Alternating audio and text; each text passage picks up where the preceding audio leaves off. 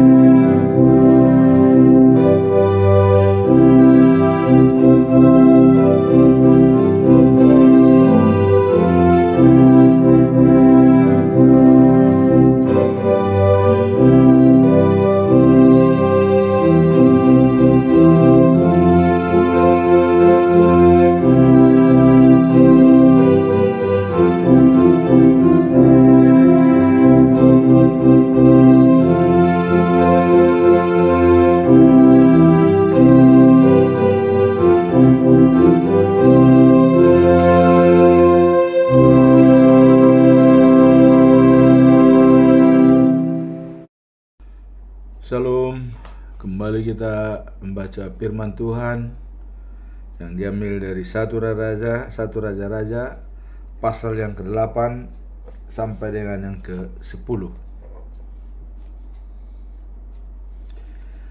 Peti perjanjian Tuhan dibawa ke rumah Tuhan. Setelah itu Raja Salomo menyuruh semua pemimpin suku dan kaum dari bangsa Israel datang kepadanya di Yerusalem untuk memindahkan peti perjanjian Tuhan dari Sion, kota Daud, ke rumah Tuhan. Maka datanglah mereka semua pada hari raya Pondok Daun dalam bulan Etanim. Setelah semua pemimpin itu berkumpul, para iman mengangkat peti perjanjian itu dan membawanya ke rumah Tuhan. Kemah Tuhan serta semua perlengkapannya dipindahkan juga ke rumah Tuhan oleh para imam dan orang Lewi. Raja Salomo dan seluruh rakyat Israel berkumpul di depan peti perjanjian itu, lalu mempersembahkan kepada Tuhan domba dan sapi yang tak terhitung banyaknya. Setelah itu, para imam membawa peti perjanjian itu ke dalam rumah Tuhan dan meletakkannya di bawah patung-patung kerub di dalam ruang maha suci. Sayap patung-patung itu terbentang menutupi peti itu dan kayu-kayu pengusungnya.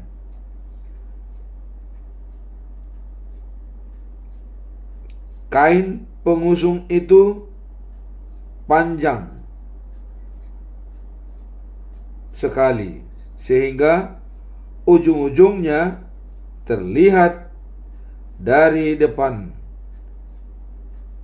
ruang maha suci. Sampai hari ini kayu-kayu itu masih di situ.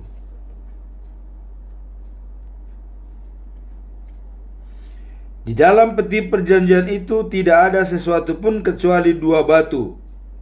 Batu-batu itu telah dimasukkan ke situ oleh Musa di Gunung Sinai. Ketika Tuhan membuat perjanjian dengan bangsa Israel pada waktu mereka dalam perjalanan dari Mesir ke negeri Kanaan. Pada saat para imam keluar dari rumah Tuhan itu, tiba-tiba rumah itu dipenuhi awan. Awan itu berkilauan oleh keagungan kehadiran Tuhan, sehingga para imam itu tak dapat memasuki kembali untuk melaksanakan tugas mereka. Maka berdoalah Salomo, katanya, "Engkaulah yang menempatkan surya di langit, ya Tuhan, namun Engkau lebih suka tinggal di rumah kegelapan awan. Kini kubangun untukmu gedung yang mewah untuk tempat tinggalmu selama-lamanya." Pidato Raja Salomo kepada rakyat. Setelah berdoa, Raja Salomo berpaling kepada seluruh rakyat yang sedang berdiri di situ, lalu memohonkan berkat Allah bagi mereka. Ia berkata, "Dahulu Tuhan telah berjanji kepada ayahku Daud begini, sejak aku membawa umatku keluar dari Mesir, di seluruh negeri Israel tidak ada satu kota pun yang kupilih menjadi tempat di mana harus dibangun rumah untuk tempat ibadat kepadaku. Tetapi engkau, Daud, kupilih untuk memerintah umatku. Terpujilah Tuhan Allah Israel yang sudah menepati janjinya itu." Selanjutnya Salomo berkata, "Ayahku Daud telah merencanakan untuk membangun rumah tempat ibadat kepada Tuhan Allah Israel. Tetapi Tuhan berkata kepadanya, 'Maksudmu itu baik, tetapi bukan engkau, melainkan anakmu lah yang akan membangun rumah itu.' Sekarang Tuhan telah menepati janjinya. Aku telah menjadi raja Israel menggantikan ayahku, dan aku telah pula membangun rumah untuk tempat ibadah kepada Tuhan Allah Israel. Di dalam rumah Tuhan itu telah kusediakan tempat untuk peti perjanjian yang berisi batu perjanjian antara Tuhan dengan leluhur kita ketika Ia membawa mereka keluar dari Mesir." Doa Salomo. Setelah itu, di hadapan rakyat yang hadir, Salomo berdiri menghadap mezbah, lalu mengangkat kedua tangannya dan berdoa, "Tuhan Allah Israel, di langit ataupun di bumi tak ada yang seperti Engkau. Engkau menepati janjimu dan menunjukkan kasih-Mu kepada umat-Mu yang setia dan taat dengan sepenuh hati kepadamu. Engkau telah menepati janji-Mu kepada ayahku Daud. Apa yang Kau janjikan itu sudah kulaksanakan hari ini. Engkau juga telah berjanji kepada ayahku bahwa kalau keturunannya sungguh-sungguh taat kepadamu seperti dia, maka selalu akan ada seorang dari keturunannya yang menjadi raja atas Israel. Sekarang ya Tuhan Allah Israel, tepatilah juga semua yang telah Kau janjikan kepada ayahku Daud, hamba-Mu itu. Tetapi yang Allah, sungguhkah Engkau sudi tinggal di bumi ini? Langit seluruhnya pun tak cukup luas untukmu, apalagi rumah ibadat yang kubangun itu. Ya Tuhan Allahku, aku hamba-Mu, namun dengarkanlah kiranya doaku, dan kabulkanlah permohonanku hari ini. Semoga siang malam Engkau melindungi rumah ini yang telah Kau pilih sebagai tempat ibadat kepadamu. Semoga dari tempat ini, dari kediaman-Mu di surga, Engkau mendengar dan mengampuni aku serta umat-Mu apabila kami menghadap ke rumah ini dan berdoa kepadamu. Apabila seseorang dituduh bersalah terhadap orang lain dan dibawa ke mezbah-Mu di dalam rumah ibadat ini untuk bersumpah bahwa ia tidak bersalah, ya Tuhan, hendaklah Engkau mendengarkan di surga dan menuntun dan memutuskan perkara hamba-hamba-Mu ini. Hukumlah yang bersalah setimpal perbuatannya, dan bebaskanlah yang tidak bersalah.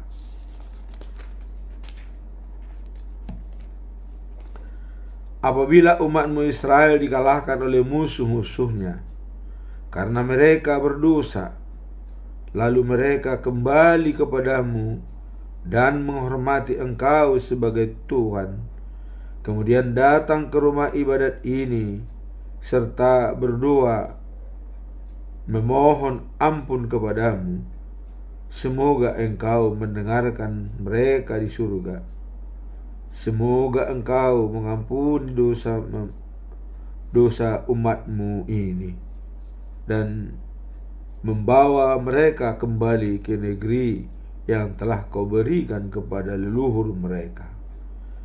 Apabila umat-Mu berdosa kepadamu dan Engkau menghukum mereka dengan tidak menurunkan hujan, lalu mereka bertobat dari dosa mereka dan menghormati Engkau sebagai Tuhan, kemudian menghadap ke rumah ibadat ini serta berdoa kepadamu, kiranya dari surga Engkau mendengarkan mereka dan ampunilah dosa umat-Mu Israel dan raja mereka.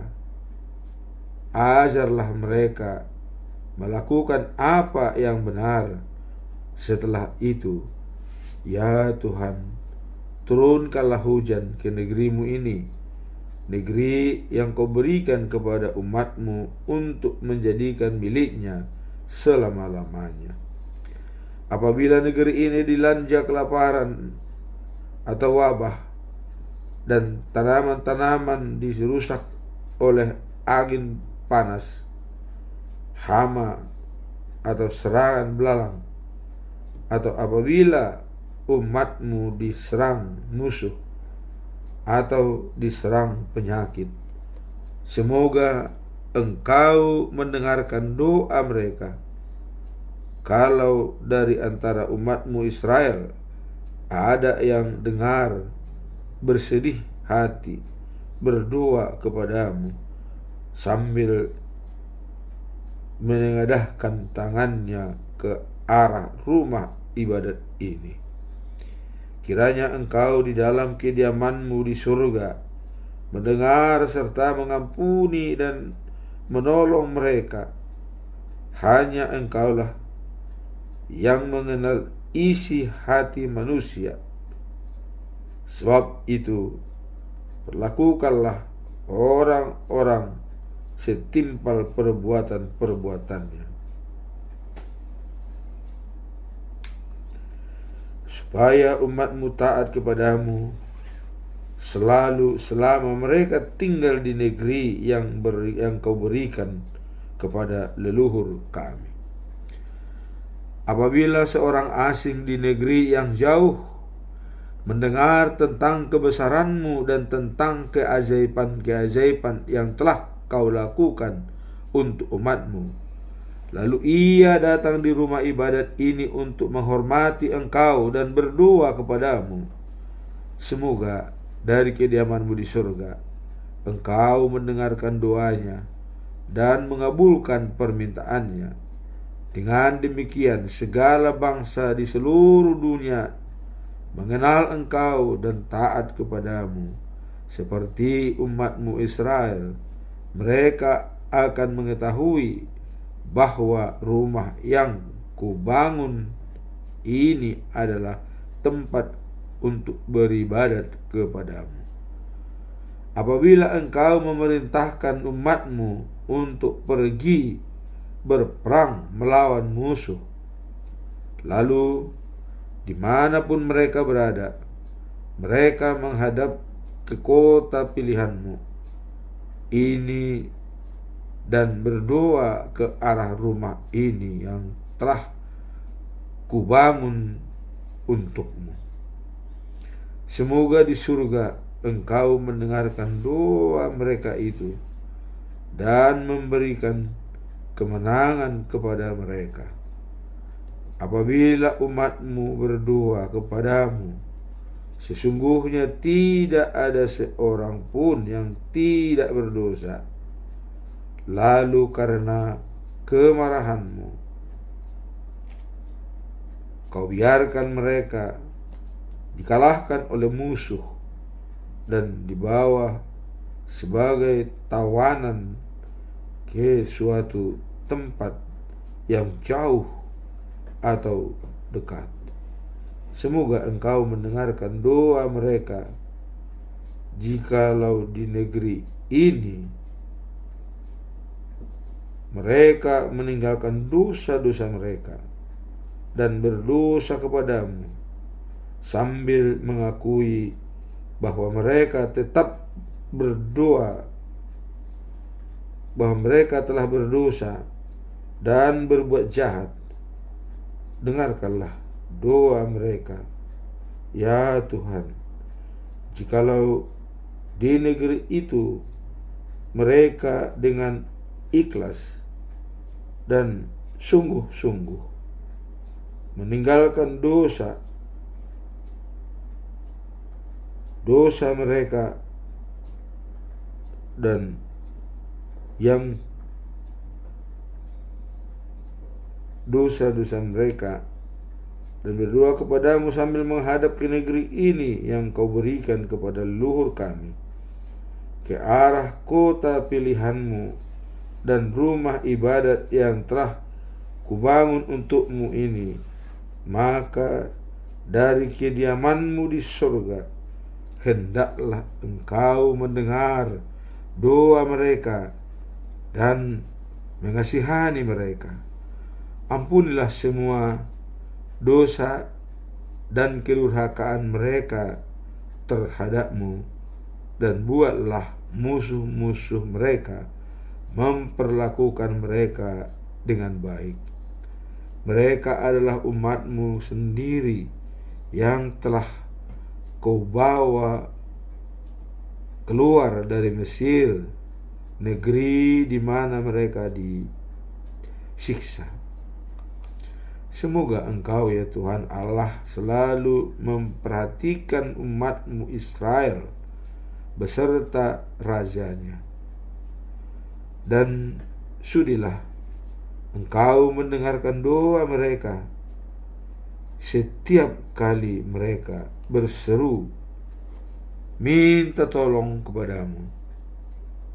Engkau ya Tuhan Allah segala bangsa untuk menjadi umatmu sendiri, seperti yang telah kau katakan kepada mereka melalui hambamu Musa ketika engkau menuntun keluar kami dari Mesir.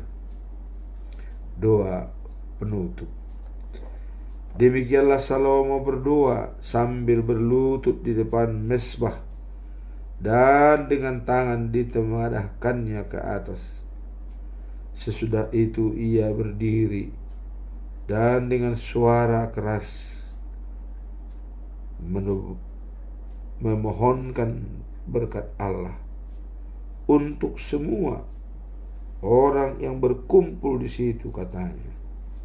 Terpujilah Tuhan yang telah memberikan kemenangan, yang memberikan ketentraman kepada umatnya seperti yang dijanjikannya melalui Musa hambanya. Semua yang baik yang dijanjikannya telah ditepatinya. Semoga Tuhan Allah kita menyertai kita sebagaimana Ia menyertai leluhur kita.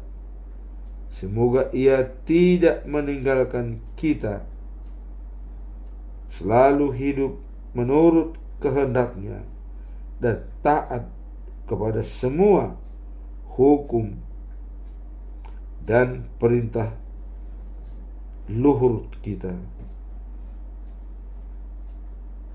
Semoga Tuhan Allah kita selalu ingat akan doa dan permohonan yang telah kusampaikan ini kepadanya. Semoga Ia selalu menunjukkan kemurahannya kepada umat Israel dan rajanya dengan memberikan kepada mereka apa yang mereka perlukan setiap hari. Dengan demikian, segala bangsa di dunia akan tahu bahwa hanya Tuhan sendirilah Allah, tak ada yang lain. Hendaklah kalian, umatnya, selalu setia kepada Tuhan Allah kita dan taat kepada hukum-hukum dan perintah-perintahnya seperti yang kalian lakukan pada hari ini. Peresmian Rumah Tuhan.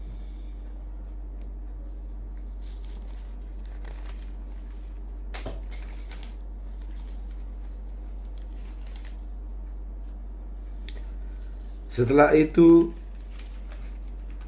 Raja Salomo dan semua orang yang berkumpul di situ mempersembahkan kurban kepada Tuhan. Untuk kurban perdamaian, Salomo mempersembahkan 22.000 sapi dan 120.000 domba. Demikianlah raja dan seluruh rakyat mengadakan upacara peresmian.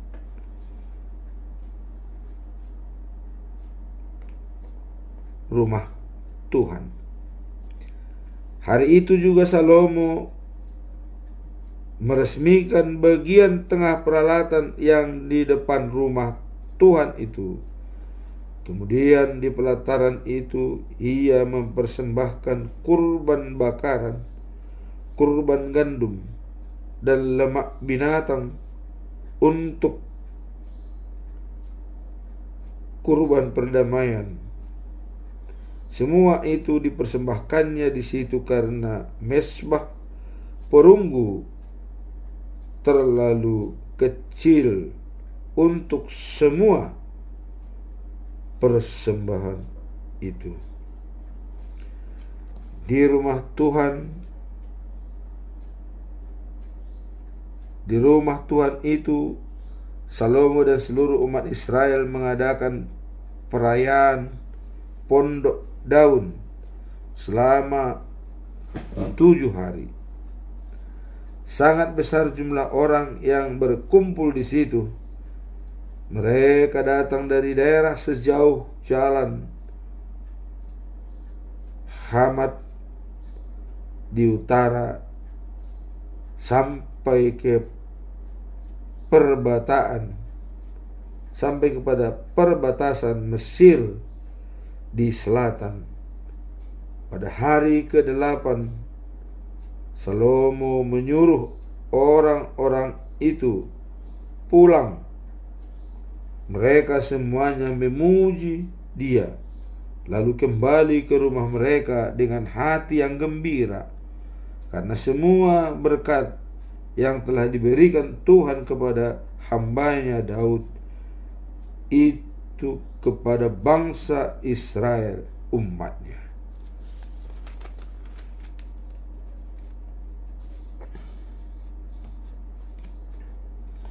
Tuhan menampakkan diri lagi kepada Salomo. Setelah Salomo selesai mendirikan rumah Tuhan dan istana raja serta semua yang direncanakannya, Tuhan menampakkan diri lagi kepadanya seperti yang terjadi di Gibeon. Tuhan berkata kepadanya, "Doamu sudah kudengar, dan dengan ini Ramah yang telah kau hadirkan ini kunyatakan menjadi tempat khusus untuk beribadat kepadamu selama-lamanya. Aku akan selalu memperhatikan dan menjaga tempat ini. Kalau engkau mengabdi kepadaku dengan tulus hati dan jujur seperti ayahmu Daud, dan engkau mentaati hukuman dan perintah-perintahku, maka aku akan menepati janjiku kepada ayahmu Daud,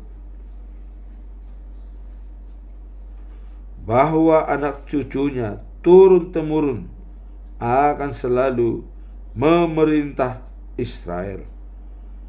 Tetapi kalau engkau atau keturunanmu membelakangi aku dan tidak taat kepada hukum-hukum dan perintah-perintahku, serta engkau menyembah ilah-ilah lain, maka aku akan mengusir engkau.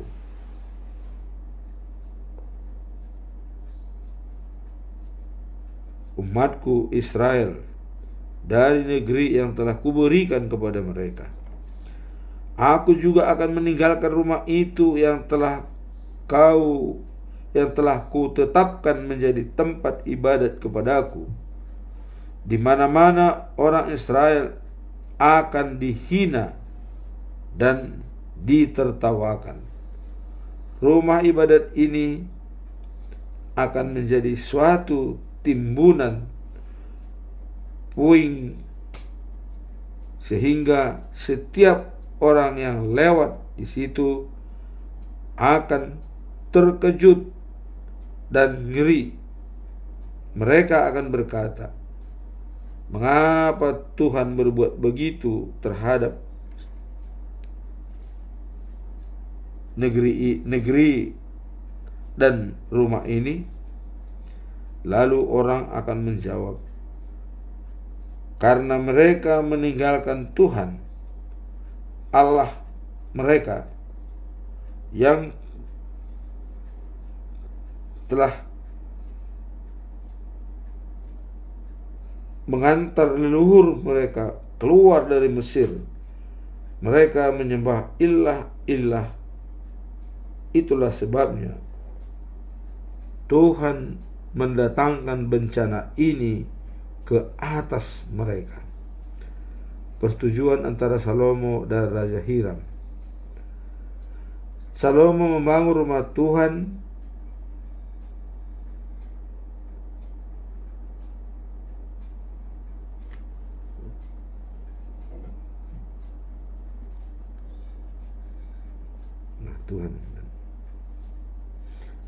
istana raja. Waktu 20 tahun. Semua kayu cemara Libanon dan kayu cemara biasa serta semua emas yang diperlukan Salomo untuk pembangunan itu telah diberikan Raja Hiram kepadanya. Setelah pekerjaan itu selesai, Raja Salomo memberikan kepada Hiram 20 buah kota di dalamnya,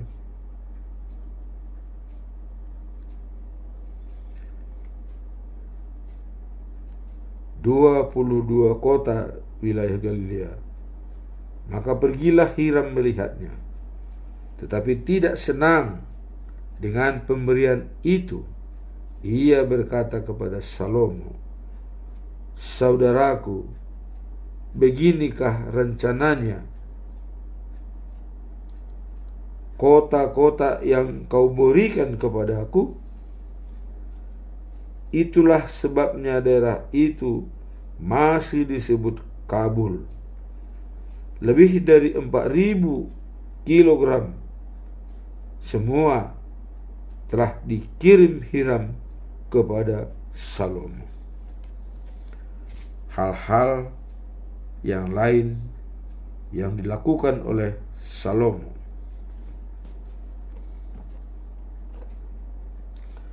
Raja Salomo memakai cara kerja paksa untuk membangun rumah Tuhan, istana raja, tembok Yerusalem, dan untuk membangun tanah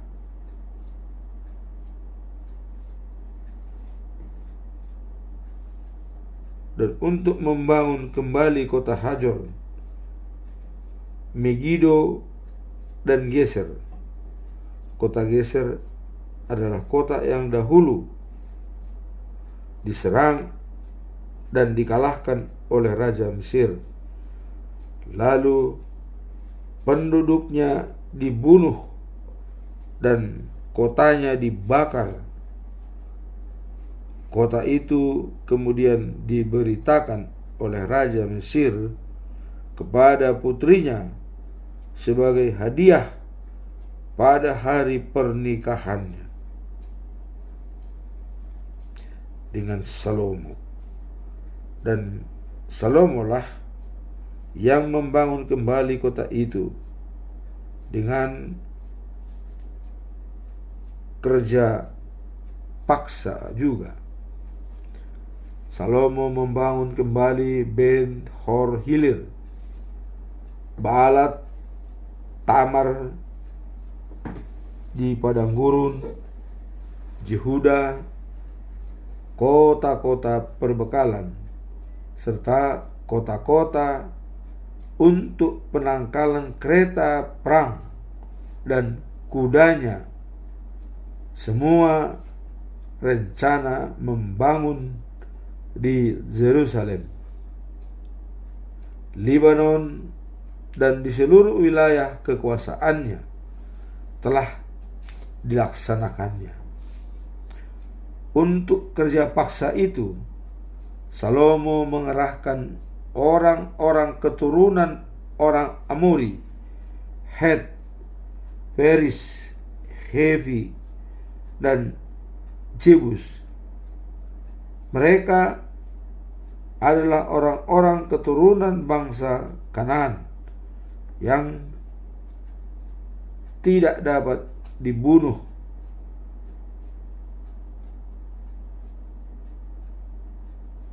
habis oleh orang Israel ketika mereka menduduki negeri itu.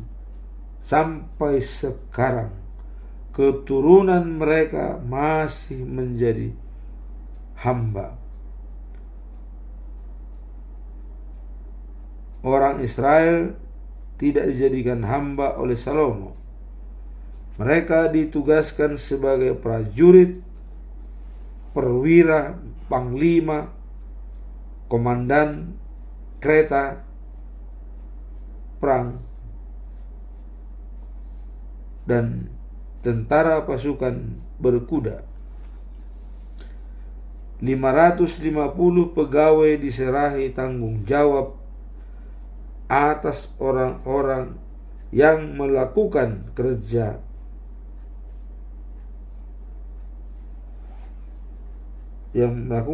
paksa dalam berbagai proyek pembangunan Raja Salomo.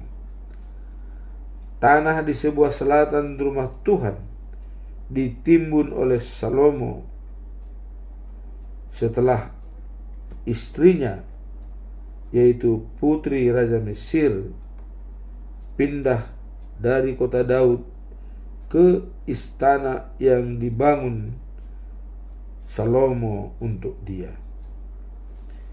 3 kali setahun Salomo mempersembahkan kurban bakaran dan kurban perdamaian di atas mezbah yang telah didirikannya untuk Tuhan. Ia membakar juga dupa untuk istana.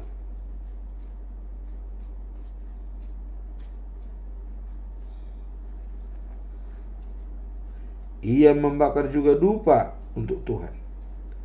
Demikianlah Salomo menyelesaikan pembangunan rumah Tuhan untuk armadanya. Raja Salomo membuat kapal-kapal di Libanon, Cibeber,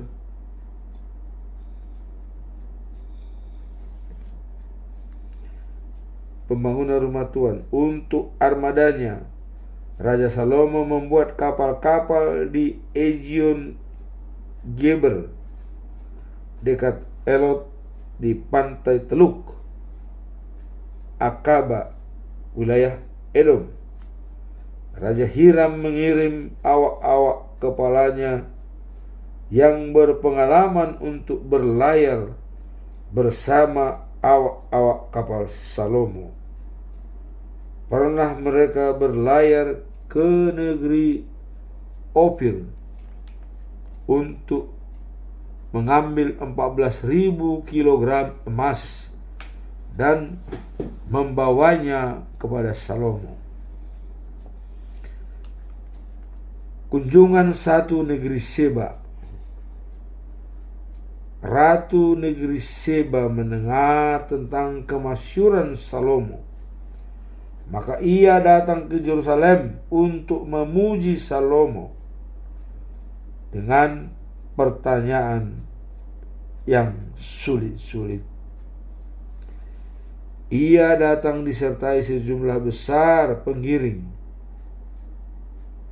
dan unta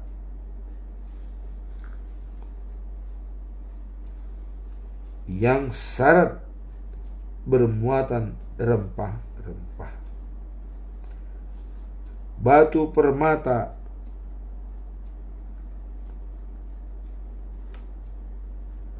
dan banyak sekali emas. Pada waktu bertemu dengan Salomo, ratu itu mengajukan segala macam pertanyaan yang dapat dipikirkannya. Semua pertanyaan itu dapat dijawab oleh Salomo. Tidak satu pun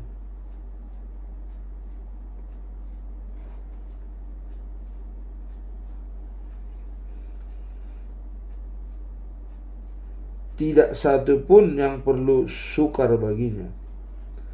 Ratu itu menyaksikan sendiri betapa bijaksananya Salomo. Ia melihat istana yang dibangun Salomo, tata kerja pegawai-pegawai istananya, dan pakaian seragam, serta perumahan mereka. Ia melihat makanan dan minuman yang dihidangkan, cara para pelayan melayani pesta, dan kurban-kurban yang dipersembahkan Salomo di rumah Tuhan. Semuanya itu membuat ratu negeri Seba itu kagum dan terpesona. Maka berkatalah ia kepada Raja Salomo, segala yang saya dengar di tanah air saya tentang Tuhan dan kebijaksanaan Tuhan memang benar. Dahulu saya tidak dapat percaya, tapi setelah saya datang dan menyaksikan semuanya dengan mata kepala sendiri, barulah saya yakin sesungguhnya segala yang saya dengar itu belum setengah dari yang saya lihat sekarang. Nyatanya kebijaksanaan dan kekayaan Tuhan jauh lebih kuat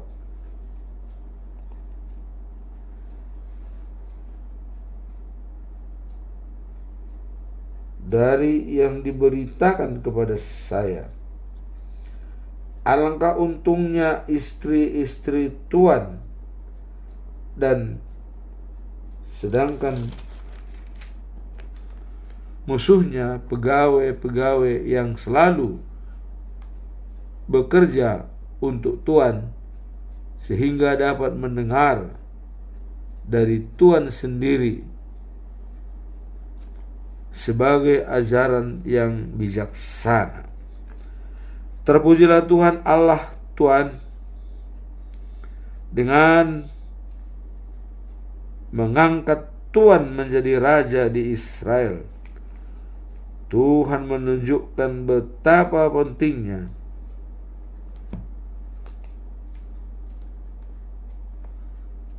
dan semangatnya terhadap Tuhan. Tidak habis-habisnya ia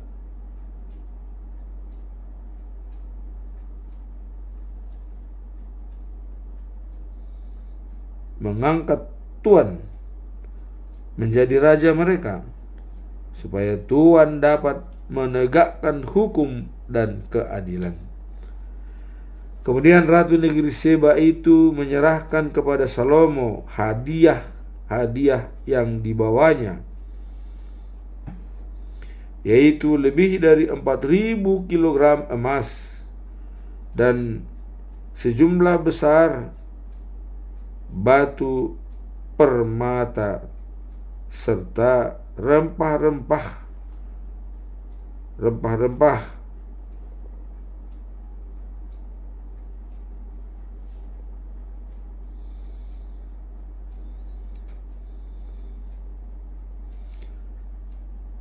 kapal-kapal Hiram yang membawa emas dari Ofir untuk Salomo juga membawa sejumlah besar batu permata dan kayu cendana. Kayu itu dipakai Salomo untuk membuat terali-terali di rumah Tuhan dan di istana raja, juga untuk membuat kecapi dari gambus bagi para penyanyi. Kayu-kayu itu adalah kayu cendana terbaik yang pernah didatangkan ke Israel. Tidak pernah lagi orang melihat kayu sebaik itu.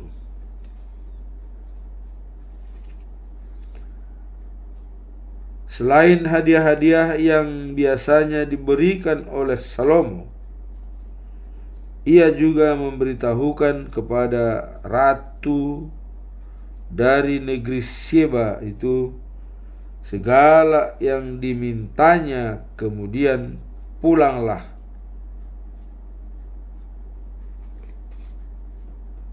ratu itu ke negerinya bersama-sama pengiringnya. Kekayaan Raja Salomo. Setiap tahun Raja Salomo menerima hampir 23.000 kilogram emas, belum terhitung keuntungan dari perdagangan dan pajak-pajak dari para saudagar.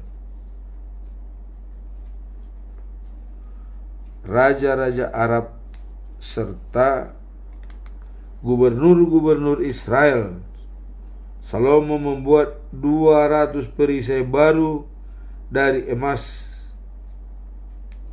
tempan, emas yang dipakai untuk setiap perisai itu ada kurang lebih 7 kilogram. Ia juga membuat 300 perisai emas yang lebih 2 kilogram. Semuanya emas tempaan. Semua perisai itu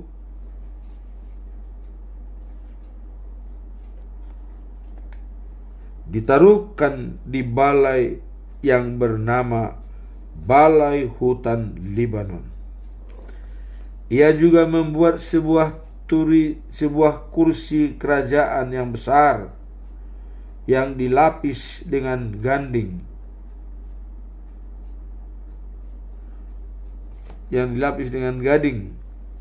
dan dihias dengan emas murni. Kursi itu berlengan dan di seberanglah menyebalkannya.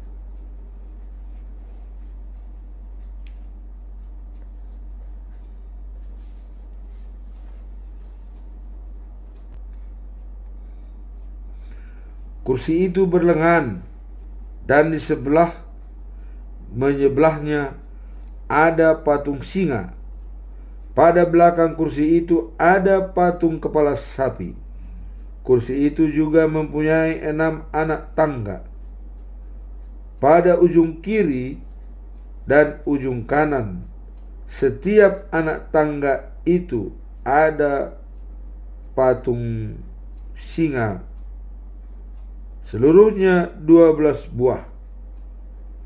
Tidak pernah ada kursi kerajaan seperti itu di kerajaan manapun juga. Semua perkakas minuman Salomo dibuat balai Harun. Semua perkakas minum Salomo dibuat dari emas, dan semua perkakas di balai hutan Libanon pun dibuat dari emas murni. Tidak ada yang disebab pada zaman menganggap perak tidak berharga. Salomo mempunyai banyak kapal besar yang berlayar 3 tahun sekali. Kapal itu kembali membawa emas, perak, gading, kerajaan burung merak. Raja Salomo lebih kaya dan lebih bijaksana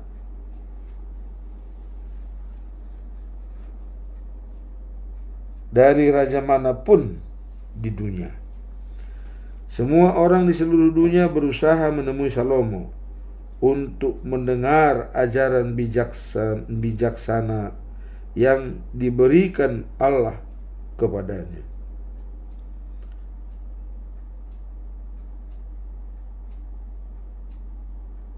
Mereka masing-masing datang dengan membawa hadiah untuk Salomo.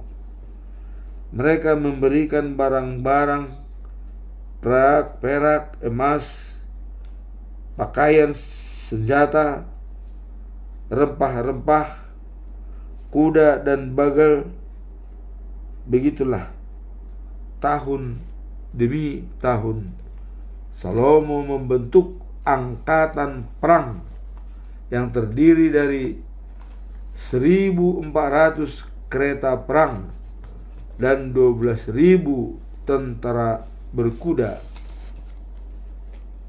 Sebagian ditempatkannya di Yerusalem dan selebihnya di berbagai kota lain dalam zaman pemerintahan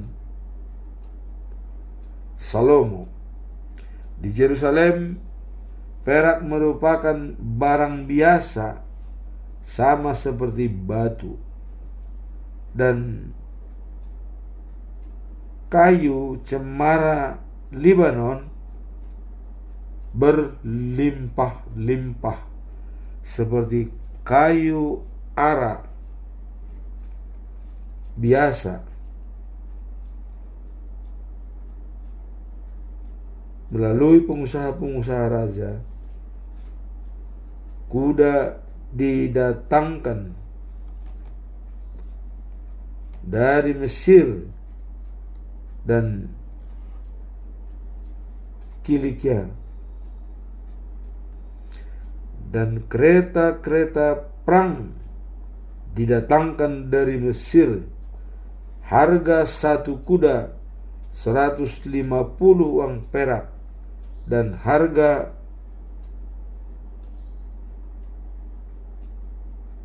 satu kereta perang 600 uang perak. Kemudian melalui pengusaha itu, kuda-kuda dan kereta itu